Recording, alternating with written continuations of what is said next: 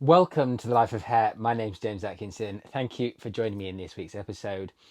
This week's episode is a reverse balayage episode, and something that obviously lots and lots of people kind of face on a day-to-day basis, but don't necessarily know how to deal with it in the most kind of direct and straightforward manner. Now, in this particular episode, I also include a kind of baby light T-bar. I've covered baby lights in other videos, so I don't actually talk about those baby lights in this video. And if you want to see any of the videos that I've done on baby lights, at the end of this video, I'll link the playlists with all my other colouring tutorials on there, and you guys can head over there and check those out. But for the specific instance of this video, we're just going to talk about the reversing of the balayage. Now, you could do the technique that we use in the back predominantly on anybody that you wanted to take from a block blonde or a full set of highlights into something that looked a bit softer and a bit more natural and a bit more kind of lived in blonde, which seems to be my favorite term for these looks at the moment. So I won't talk about this technique too much more. You're going to hear about it a lot during the video. It really is a super simple, super easy technique to repeat over and over again with absolutely stunning results. I loved the finished look for this particular technique, and the sort of history of this color I'll talk a bit about during the actual demo. But honestly, guys, you know, having this technique in your bag, in your toolkit, is massively valuable when you're on the shop floor. So enjoy the episode, and if you do, remember, do me the massive favor hitting that thumbs up button, subscribing if you haven't already, chatting to me down in the comments, watching the video for as long as you can. I know that seems like but if you watch the video all the way to the end, it massively helps YouTube promote the videos. I like to be open and transparent about how these things all help the channel grow. You guys take away tips and tricks, but in return, if you could help me grow my channel, that would be massively appreciated. And a huge thank you, as always, to my Patreons. And if you'd like to become part of my Patreon group, it's linked in the description down below. Alternatively, if you'd like to know more about it, then do contact me on any which way you like. Instagram, DMs, Facebook, YouTube comments, whatever you want to do. I would love to help you and guide you to see if it was the right match for you. Have a wonderful week, and I shall see you again in the next episode of The Life of Hair. So before we jump into this, I just want to quickly talk about what we were facing, what happened, how did we get to this point. You can see that my client's roots are very orange, the ends are kind of yellow and you know, gone a bit kind of brassy, and this is COVID hair. Basically, this is my client did a really great job of doing her hair in lockdown, but then got slightly too confident towards the end of lockdown and was left with this. So it was down to me to do whatever I could to fix it, and so this is the approach that I took. So let's actually get on with the meat and bones of this video. As I said previously, I did a baby lighting technique in a T-bar formation, 3 folds in the front, and then worked through the parting, taking super fine weaves. Once I've done that, I've separated the hair off front to back from the last foil, and I am using Redken Shades EQ 07T, which is titanium, a blue violet shade, 07N, which is a neutral natural, and then of the total ratio, I've used 1/8 7G, which is a gold shade, and that's just to ensure that we don't go too grey and flat and sludgy and lifeless with the colour result, especially as I'm going to stretch the same colour over the ends. So it's about creating kind of a muted, neutral, natural European-esque ash brown on a level 7 without kind of creating a dirty, dingy, lifeless level 7 at the same time. So really straightforward with the technique here, a technique that I've talked about in other videos. So like I said, I'm link at the end of this my other hair coloring tutorials, but Simply taking the colour, applying it, angling the comb towards you, combing down to distribute the saturation down the hair shaft. Super simple. Once we've done that and we've combed it all through, as you can see now, then we will move on to the actual technique itself. Now the technique for this is incredibly simple, and before anybody asks later in the video or wonders later in the video what toner do I use on the ends of the sections that I leave out, none. All I simply do is stretch down the root colour from thick saturation at the roots to thin saturation on the ends. That's enough to tone the hair. Now on the other subsequent sections, which we're about to see, I split the hair into a subdivided section that is approximately 2 inches from the nape line. I then take 3 deep weaves. In the instance of this, they're probably about 1.5 centimeters in depth. And then I fully saturate those weaves with my root colour. This is adding back the contrast that is found on a balayage. So we've added a root stretch in, and now we're going to add in our low lights or our contrasting pieces back into the hair. As I mentioned previously, the hair that is left out doesn't have another toner put on it. It simply has the saturation milked down the hair over the ends. This creates enough tone to influence the overall picture, but without muting out that colour completely.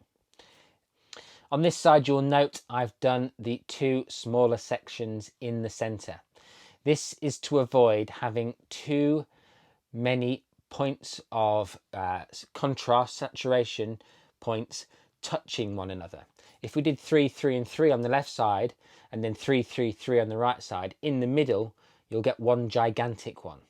So it's important that you leave a positive, negative spaces in between each of the sections. Otherwise you just get one big dark strip down the centre back, and nobody wants to achieve that.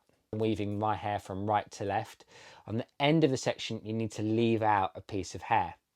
This will ensure that you do not get those 2 pieces in the centre back. Definitely bear that in mind. This technique is incredibly fast and simple. Honestly, if you did this technique over the whole head, you would get a beautifully blended and succinct colour technique that had taken someone from a full scalp bleach to something that looked remarkably like a balayage. You'll see at the end what the end result looks like, but it is a really, really simple looking technique with huge impact for those clients who want to take everything down a peg or 2. So that's the back sections complete there, and we are now going to move on to the sections that are in between the foils and the sections that are kind of in the area just above the ear where there is no foil. And very simply, all we're going to do is take our root colour, apply it very heavily to that orangey band at the root. So we're going to have full saturation there. We're also going to have full saturation where we bring the product down to pretty much where the foil stops. Then we're going to use our fingers to pinch the hair and pull down the saturation. We are not going to put another toner on the ends, okay? Just keep saying that, but I know people are going to ask in the comments, what toner did you put on the ends? When we get to this end of this video, there is no toner on the ends. It's simply the residue or stretching down the root toner over the end pieces. This technique effectively, from this point on, repeats itself a bit like the back did. In the back, there's no foils, there's no need. We don't need those delicate points of light in areas where people don't see. In the back, what we're trying to do is create depth and contrast as much as humanly possible in this specific instance. So it's a case of taking the product through the hair a little bit differently through these side sections and making sure that we've got an absolutely seamless transition from her root area through to the mid lengths and ends. For me, the control of saturation is one of the most important parts of being a really, really masterful colorist. Understanding that putting less colour in certain places deliberately will give you different colour results. For instance, in this particular technique, where I am not putting a toner on the ends, but I am allowing the product from the roots to have thinner saturation towards the ends, knowing without the sufficient amount of colour applied to those ends, it won't turn into a level 7. It won't oxidize to that level, because there is simply not the quantity of colour applied to the hair to get that result. So it's really, really important, guys, that you learn the craft of controlling the amount of product that is on the hair. Now, this is something that hasn't been around for very many years at all. In fact, if I go back only 5 or 6 years, learning to control your saturation in this manner would have been a thing of fairy tales and myths. No one would have thought about it, no one would have been doing it. But it's very much at the forefront of modern colouring technique. And so it's all good and well doing the weaved sections and the full saturation pieces, but if we don't blend and control our saturation at that root area before we do those full saturation pieces, we're not going to get the high quality finish that we're going to see on Instagram, for instance, on somebody's feed, or the sort of picture that someone might bring you. Being able to control the saturation, whether it be bleach, whether it be a tint, is massively, massively important these days. And it's a skill that needs practicing. So if you've just got a mannequin head in 5 minutes, just learn to change the saturation from glossy at the roots, satin in the mids, and feathering it out into matte towards the ends. That change of transition is massively important when we're talking about beautiful root stretches, beautiful shadow roots. I'm still using that as a visual guide. It's a bit like on my other videos where I talk about root stretches, getting the colour past the parietal ridge. You need to get the colour far enough down the hair for it to have a high enough impact on the end result. I absolutely love, love, love techniques that require me to manipulate and control the saturation. I find them incredibly interesting on a technical level, and something that for me is really, really important that I mastered very early on in this balayage lived in blonde wave of colour trends. It's no longer a colour trend, let's be honest. Balayage isn't going anywhere. Ombre is not going anywhere. Baby lights aren't going anywhere. Neither are money pieces. They're all just techniques now that we need to add to our toolkits, because variants of them will remain in our repertoire for a very, very long time. They've transgressed from what would be a high fashion technique into the little black dress, or the blazer if you're a man. Something that will never go out of fashion, will always have a place in the wardrobe, and something that we need to know how to do on a day-to-day basis. You'll note that because I knew I was going to move my foils around, the edges of my foils are folded. I don't generally fold my foils when I do highlights, as I've mentioned in previous videos. But in this particular instance, I knew that I was going to paint a colour in between, so I made sure that I folded the edges of my foils so that we didn't have a problem with the foils slipping once I started moving them. Now the low light pieces, well, they're not going to move around very much, so I don't need to fold the edges on them. I can simply use the surface tension of the product to stick the foil to the hair. And that is plenty. You don't need to fold, guys. I see so many excessive movements from stylists when they're working. You know, they're hand blending and they start blending with a brush. They don't need to fold their foils, they fold their foils. Everything you do adds time to the service and can mean that you either ran behind or didn't get to eat that day, or you didn't get a coffee that day, or didn't get a drink that day, whatever the reason is that you ran behind. Try and limit your movements to only the movements that really, really matter. That is something that comes with time and experience, and it's something that obviously when you're a new stylist, it's very difficult to identify what is an unnecessary movement.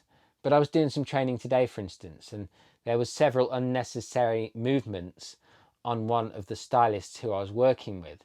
So I simply broke it down to her and showed her that if she took away some of the unessential steps, she could probably work at a third faster than she was already.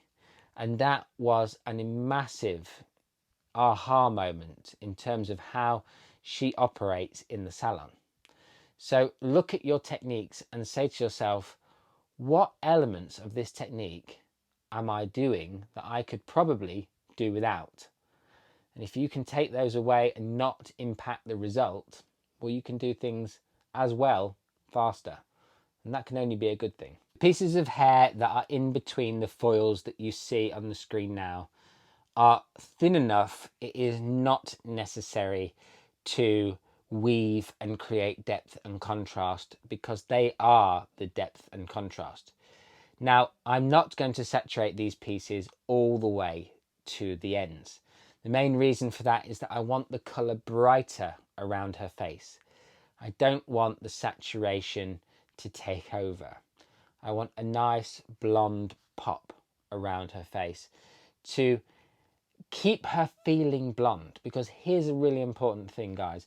When we are darkening blondes down, they quite often feel like you've dyed them so dark if they've been used to seeing that really, really bright blonde colour. So the more lightness we can keep around their face, especially in that initial darkening session, the better, because that means that they'll feel less dull. I'm going to use that word. I mean, it's not the right word, I suppose, but that's how they feel, isn't it? They've gone from this bright to something that seems a lot more deep and sultry.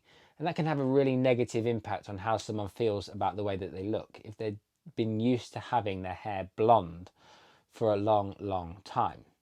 So dull might not be the perfect word, but it's a word that best describes that kind of change of tone and how the client perceives going from something that is really poppy and bright to something that is so deep and dark in comparison to what they were previously.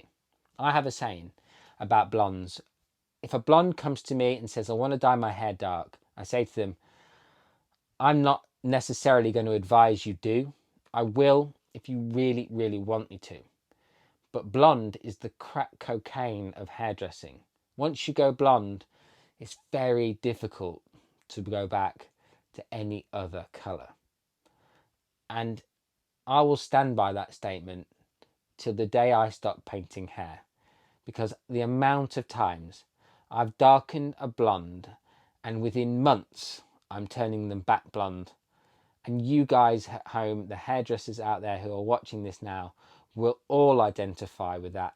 And the clients who are watching this and the people who aren't hairdressers who have done that will be sitting there nodding, saying, yes, that is me. It is such an addictive hair colour. And that's not a problem. It's just the case of understanding that and having that forethought before we start. Here is the result, and I hope you really like it. It is a blended, soft, natural brown with baby lights running through it. My client was so pleased with the end result. She didn't think I would be able to get it anywhere near this. In fact, she brought me a picture that was so close to this result. It was within hairs. So I was super pleased with it too. If you've enjoyed this episode, then please do me the favour of ticking that thumbs up box, leaving me a comment down below and chatting to me in the comments. If you've watched this all the way to the end, thank you very, very much. And chat to me down in the comments or watch one of the next videos that are on the screen now. Have a wonderful week. I'll see you again very, very soon for another episode of Life of Hair.